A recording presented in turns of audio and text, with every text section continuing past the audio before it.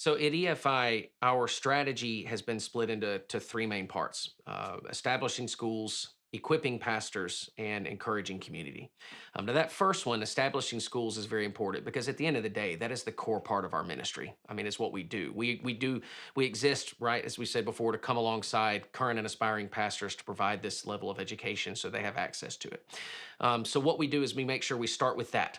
We find somebody who is seminary trained, who has a calling from the Lord to invest in other pastors and train and disciple them, and then we build the idea for what the school complex is going to look like around that person.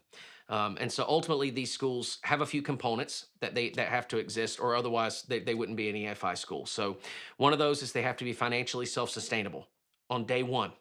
So each school has to be producing um, some sort of income in order to sustain itself, so they're not dependent on constant infusions of cash from us to keep going. So there are a few reasons for that. One, of course, is we don't want to create any sort of economic dependency from the native pastors on us. But the other one is very practical, which is we need our funds to be going toward the next school. So once we build a facility somewhere, we don't want to be tied up in funding more and more of what that facility is doing. We want to be able to take our donors' funds and turn it toward the next project in the next place with the next pastor network that needs our help. Now, of course, we continue the relationship with that school through the teaching and the other things.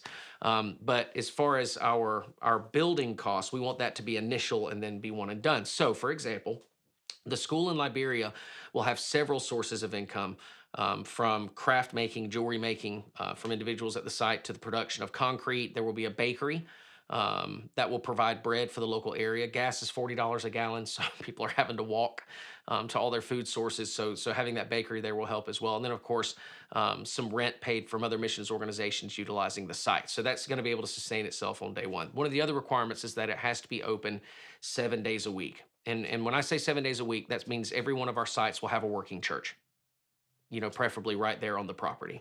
And so there's going to be a church, there's going to be education space, but also it's going to be multi-use, so there other ministries can utilize it throughout the week. So EFI schools are not just going to be places where adult pastors are taking classes on Tuesdays and Thursday evenings. I'm not going to spend $500,000 to build something that's, just training adults a couple nights a week.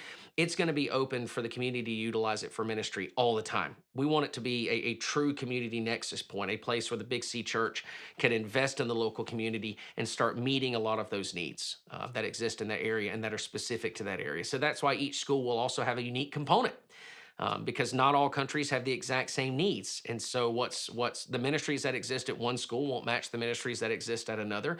And I think that's wonderful because that means we're going to be inadvertently funding and coming alongside and supporting all these other things.